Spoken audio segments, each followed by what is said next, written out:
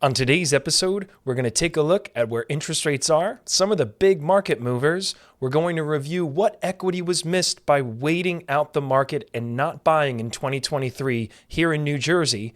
And we're going to wrap things up with a review of discount points and how they can be an effective tool in managing a budget. Let's get right into it.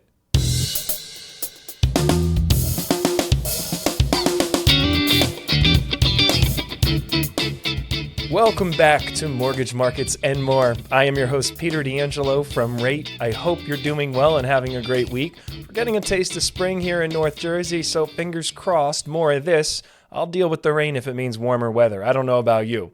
But there's a lot to catch up on today. We've got a lot going on with interest rates, some things that are happening in the market, and I'm just really excited to share some really valuable stuff today. So we're just going to get right into it. We're going to start off with our review of mortgage rates as reported by Mortgage News Daily as of recording this episode the Thursday morning before its release. So kicking things off, the 30-year fixed rate mortgage is averaging 6.72%. The 15-year fixed rate mortgage is averaging 6.18%. The 30-year jumbo fixed rate is averaging 6.98%. The 30-year FHA mortgage is averaging 6.14%. The 7/6 SOFR adjustable rate mortgage is averaging 6.35%. And the 5/6 SOFR adjustable rate mortgage is averaging 5.99%. That is according to Bankrate. They are the source where I'm able to get that information.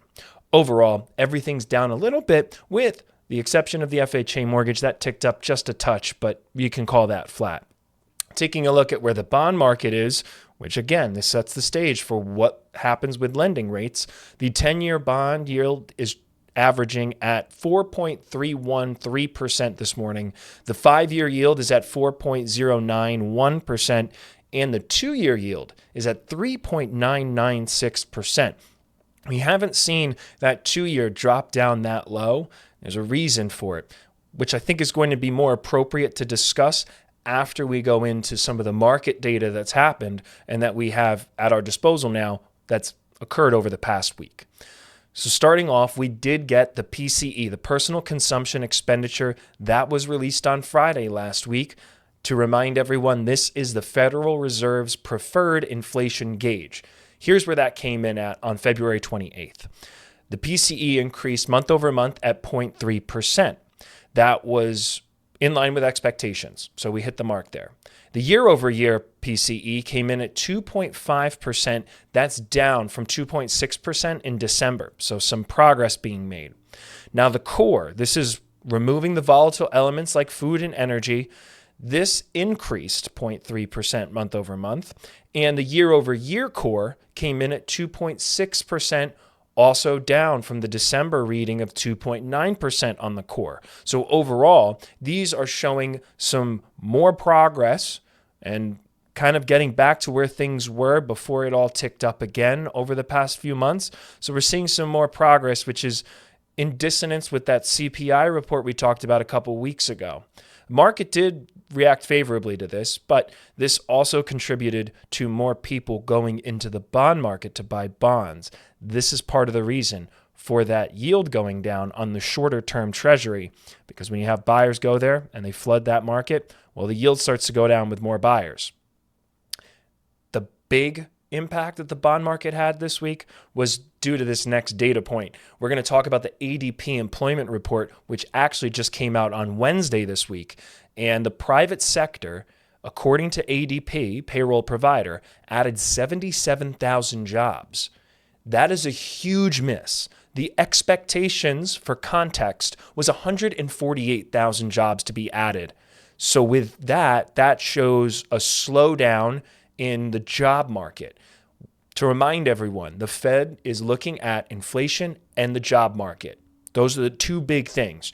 The Fed's preferred inflation gauge just came down quite a bit. That could be a meaningful amount in the context of how we've just been seeing inching downward. But with that and then a big miss on the employment report from ADP, now we keep doing this tango. Now the market is expecting 3 rate cuts, which is quite a bit more than I think is appropriate, just from a couple reports. We need to see some trends, but this is the immediate market reaction right now. And what does that do for us?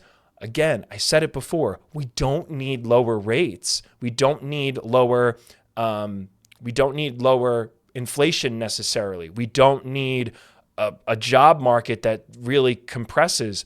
What we need is the market to trade as if we're going to have lower rates, and we will start to have lower rates. As I've mentioned before, this is something that's happened in the past. If we rewind the clock back to January of 2024, we saw interest rates drop tremendously because we had a big drop in inflation. And so everyone just got overzealous, over-optimistic, and said, wow, the Fed's going to cut rates like crazy this year. And then that didn't happen because inflation started coming up again. But all it took was an expectation. So again, what we see here is we're seeing interest rates improve on the heels of expectations of possible rate cuts. Whether or not that will happen, let's find out. We're going to keep an eye out for what the Fed heads say. Fed heads is the term for the members of the Federal Reserve Board that go out and make commentary. We're going to see what happens at their next meeting as well. The other thing to consider here with respect to the job market is we also got unemployment figures. So unemployment rate actually dropped. So it was at 4.1%. It dropped down to 4%. The annual pay growth actually remained steady. So that reading that we got was 4.7% wage growth year over year. So if you compare wages from a year ago, almost 5% increase. So that's good. Again, we have like a little bit of a mixed bag happening here. We have a huge miss on the employment, but unemployment has reduced. Wage growth is going well. I mean, people are making more money, which is good. So we're going to have to see how these things actually play out over time and if this is the start of a trend or not. Trend is more important than these individual data points, but the market is going to react to the individual data points. That's why we keep this episode on a weekly basis, because these things do change on a week-to-week basis.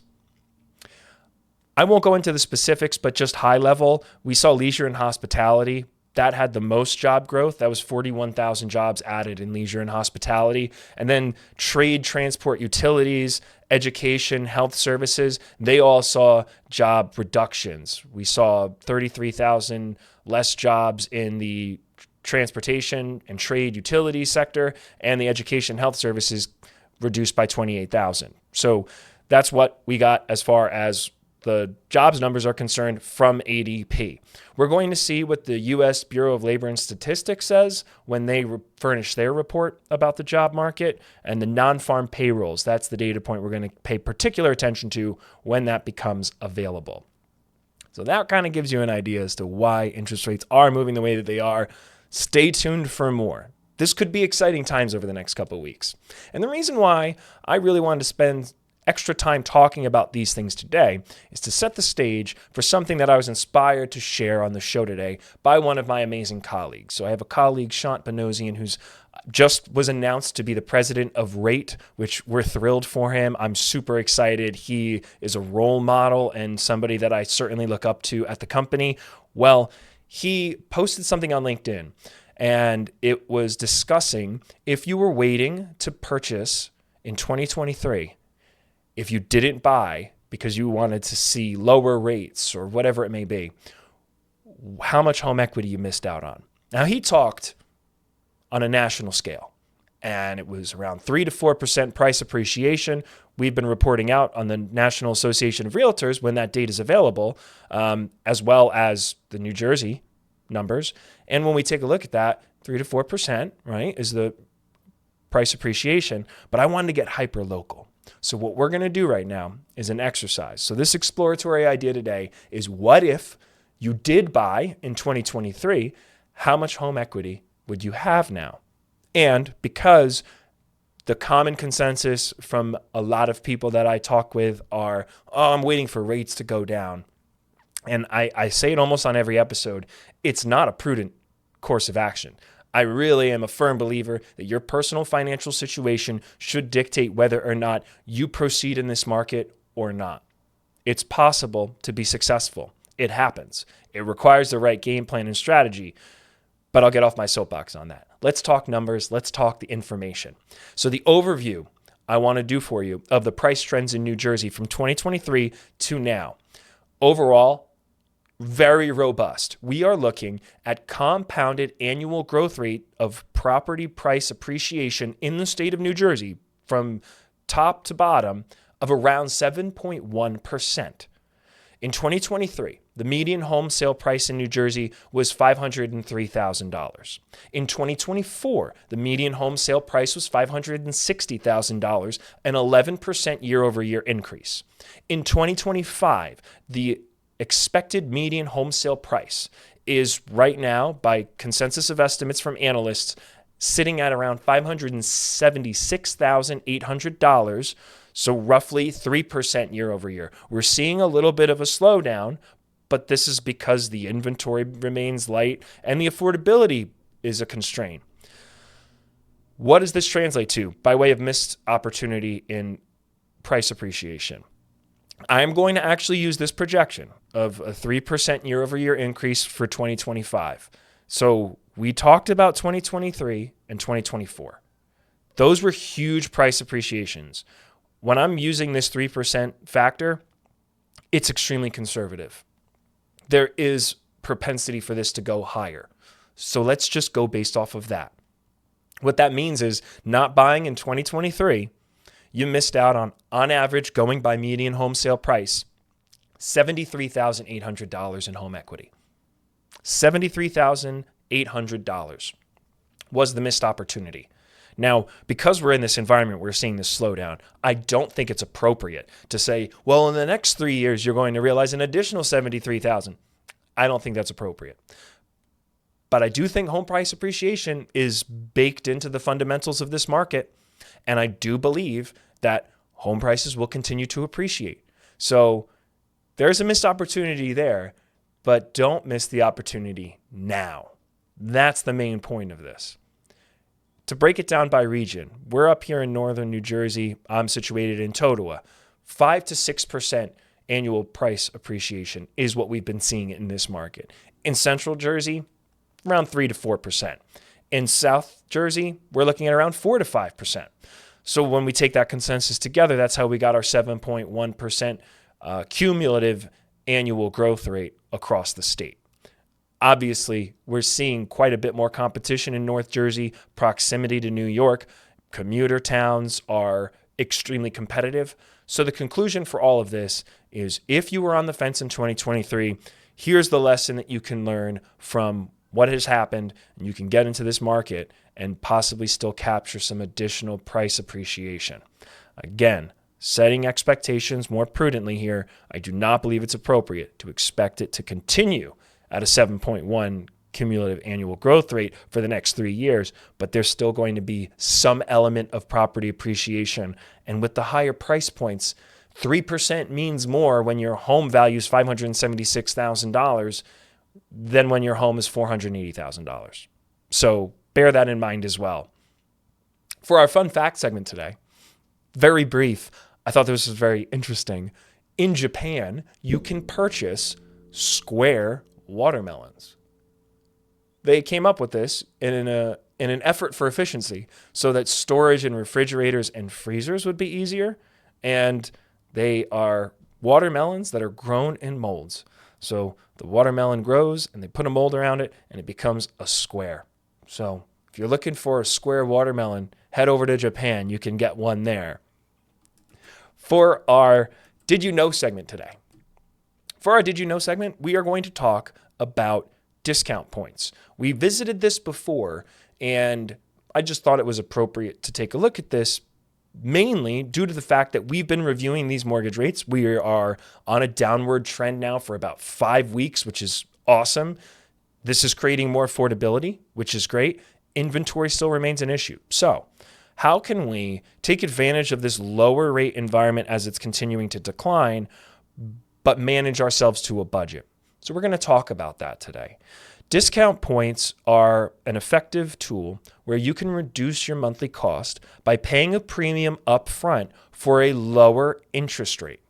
Now, this varies lender to lender based upon what we call the rate sheet, how the rates are posted for that day, what investors a particular bank has. I'm just going to talk to rate and what we are offering. We have over 85 different banks that we direct lend for. What that means for you as a consumer and for my realtor partners out there, what that means is our interest rates are wholesale, coming directly from the lenders who've given us the authority to lend for them.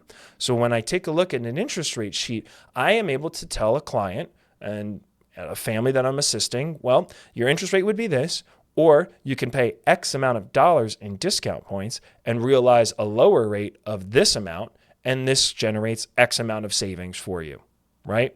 So let's actually put some numbers to this, not put variables on it. There's not really a rule of thumb.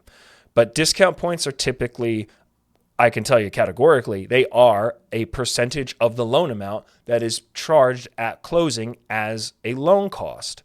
So you're paying that premium up front for a permanently reduced interest rate. If you're getting an adjustable rate mortgage, like we talked about last week, discount points still apply there. It's just going to apply to what your interest rate is for that introductory period, 3, 5, 7, 10 years, whatever it may be. There's a benefit because in an adjustable rate scenario, we also talked last week about the caps. So if you're paying that premium up front, there's further down the line benefit of those caps now being enacted on lower rates because you paid the discount points for the lower rate for that introductory period. But for our purposes today, we're going to talk exclusively about 30-year fixed rate mortgages and what discount points could provide you. There's no one discount point equals X amount. It varies. It depends on the day. It depends on market activity. On Wednesday, one discount point could save you 0.25% on your interest rate. And on Thursday, it could save you 0.3% on your interest rate, 0.375%. Or it could be reduced. You could, maybe that one discount point only gets you, let's say, 0.125% lower. It depends on the day, depends on how the rate sheets are comprised for that day, and that's based upon current market activity. So let's take a look, and I'm going to make a couple assumptions here.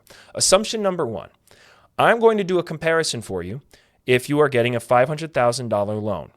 So I'm kind of gearing this to first-time home buyers with minimum down payment. We just talked about how the 2024 median home sales price in New Jersey was $560,000. So let's just say you're putting down $60,000 on that median sales price. Your loan amount is $500,000.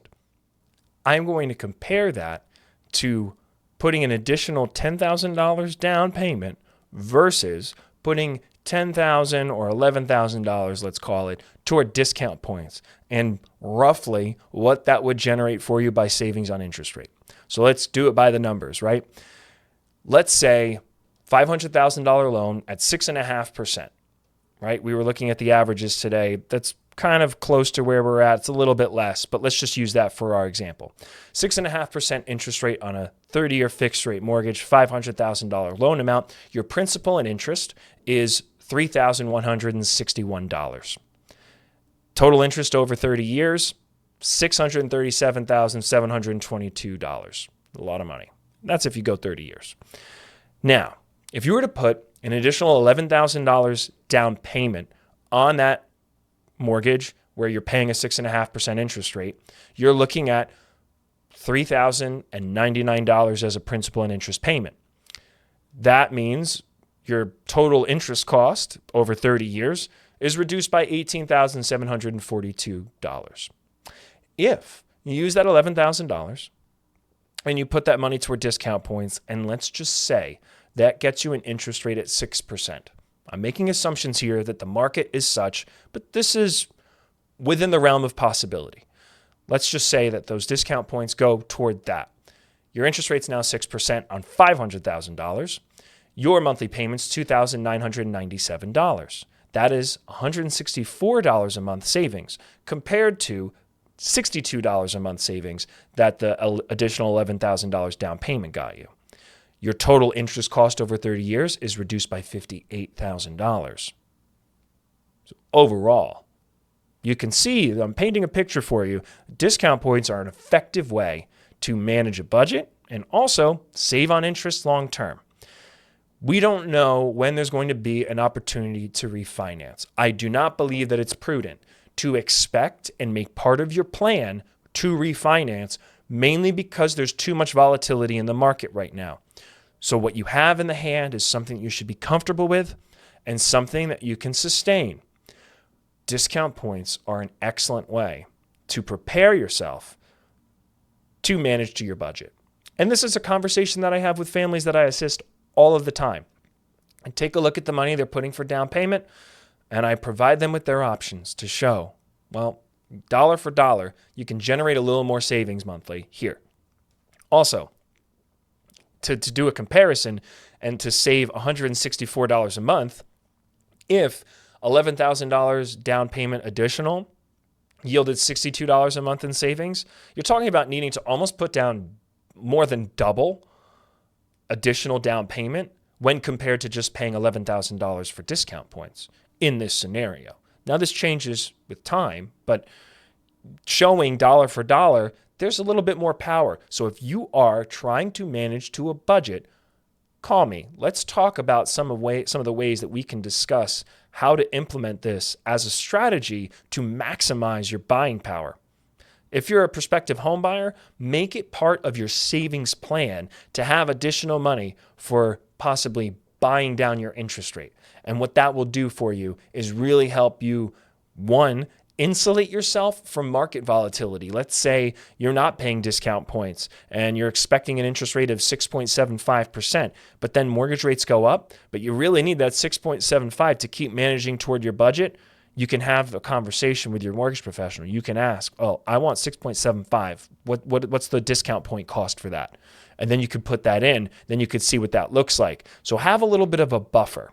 Have a little bit of a buffer prepared. You're going to be better prepared to manage to your budget in that way. That is it for me today. I hope you found this information helpful and useful. Quite a bit's going on. So we're going to keep our eye on the ball here and make prudent decisions. If there's anything that you think would be awesome to have on the show, I'm going to give you my cell number. Please text or call me. I would love to hear from you. My number is 973-800-2538. That's my cell. I would love to hear from you if there's anything that you'd like me to cover on this show that would be helpful and beneficial, or if there's anything I've touched upon that you'd like me to dive deeper in. Please reach out. I would love that. Also, you can follow me on socials at peter.d'angelo.rate on Instagram, and my email address is peter.d'angelo@rate.com. I'm looking forward to giving you an update next week. We're going to see what goes on in this market after it digests all these reports. And then this is the Fed month. We're going to hear from the Federal Reserve toward the end of the month. So I'm going to be reporting on that once we have that information available. In the meantime, I am wishing you an awesome, hopefully a beautiful, warm weekend ahead here in North Jersey, and I look forward to catching up next week. Take good care.